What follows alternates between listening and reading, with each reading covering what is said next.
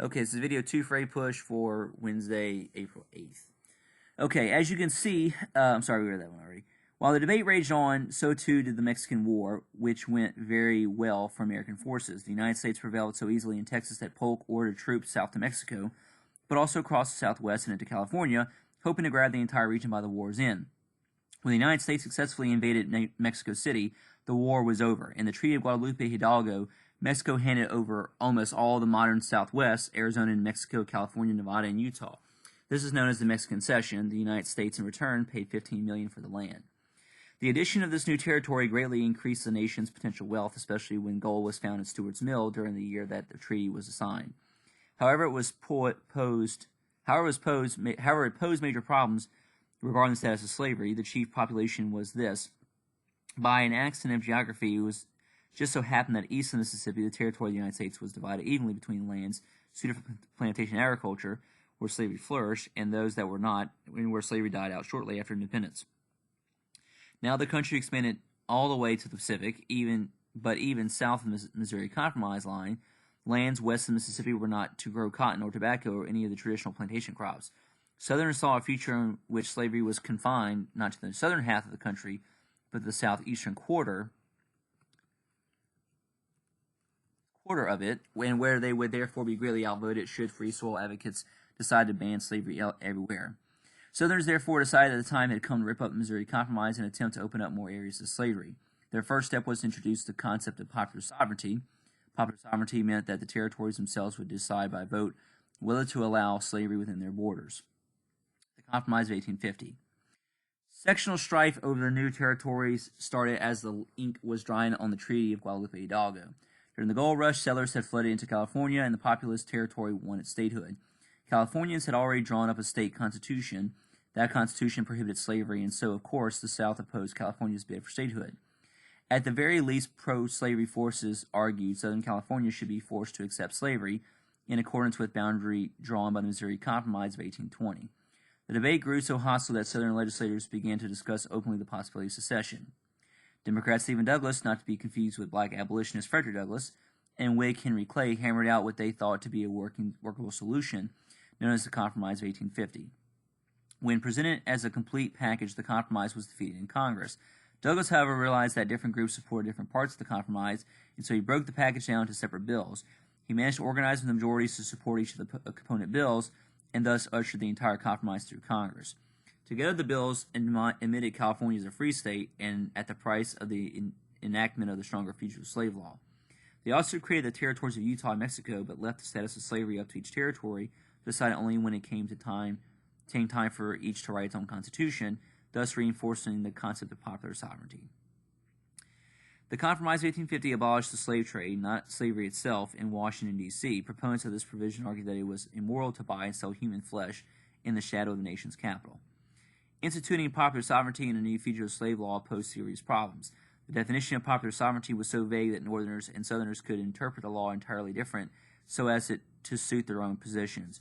The fugitive slave law, meanwhile, made it much easier to retrieve escaped slaves, but it required citizens of free states to cooperate in their retrieval.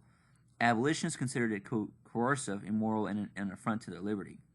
Anti-slavery sentiments in the North grew stronger in 1852 with the publication of Uncle Tom's Cabin, a sentimental novel written by then obscure writer named Harriet Beecher Stowe. Stowe, a Northerner, based her damning depictions of plantation life on information provided by abolitionist friends.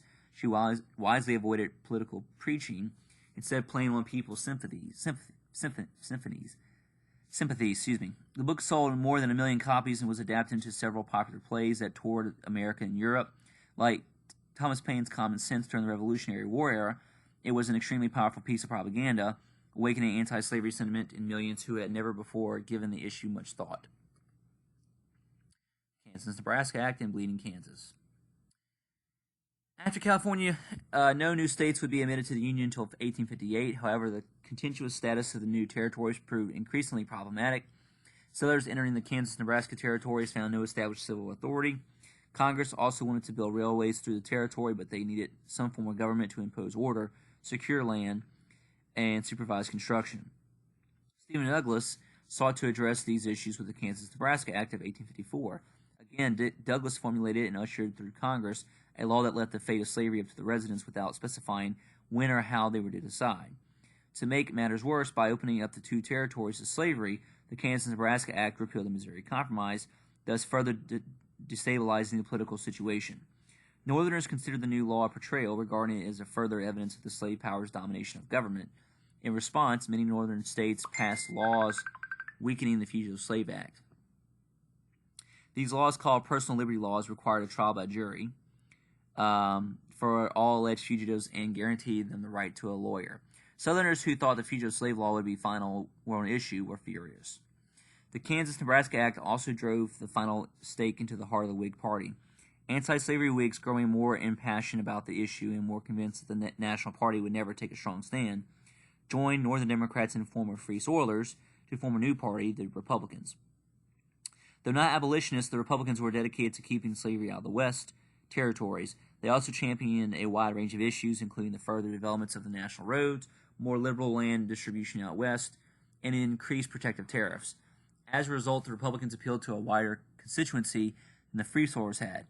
Midwestern merchants and farmers, Western settlers, and Eastern importers all found something in the Republican Party platform. The Republican Party grew quickly in the North, where it won a majority of the congressional air seats in 1854, and became the first sectional party only located up north. Another new party formed during this period, the American Party, often called the Know-Nothings because they met privately and remained secretive about their political agenda, rallied around the single issue, hatred of foreigners, nativism, a perennial favorite in U.S. politics. The party grew quickly and dominated several state legislatures. It also spread some ugly anti-Irish, anti-German, and anti-Catholic propaganda. For a while, it appeared that the Know-Nothings and not the Republican Party would become the Democrats' chief competition. Yet, before it could reach the pinnacle, the party self-destructed, primarily because its northern and southern wings disagreed over slavery. The Kansas-Nebraska Act also provoked violence. Hang on a second.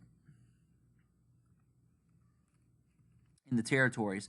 Both abolitionists and pro-slavery groups rushed into the territories, planning to form governments in hopes of winning the two future states for their side.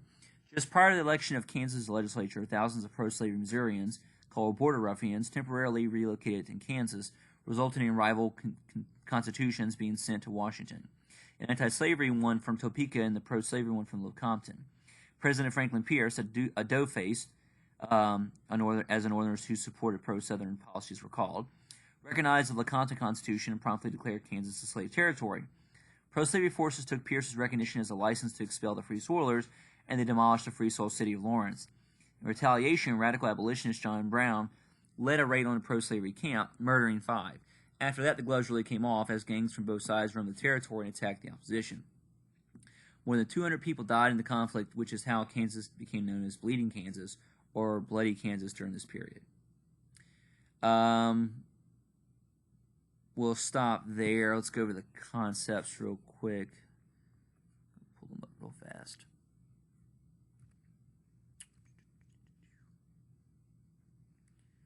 All right, let's see here. Come on, sorry, computer's not cooperating. All right, so I should have a little bit left to wrap up from Unit 4. We got 4.2, we got 4.3, 4.4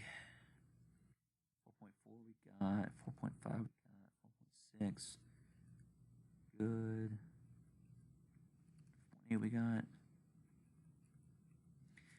4.9 is development of American culture. Then we got all that. Second Great Awakening is 4.10. We got that yesterday. 4.11 is reform. I'll read that one more time. The rise of democratic and individualistic beliefs, a response to rationalism and changes to society caused by the market revolution, along with greater social and geographical mobility, contributed to the moral and social reforms and inspired utopian and religious movements. Americans formed new volunteer organizations that aimed to change individual behaviors, improve society through temperance and other reform efforts.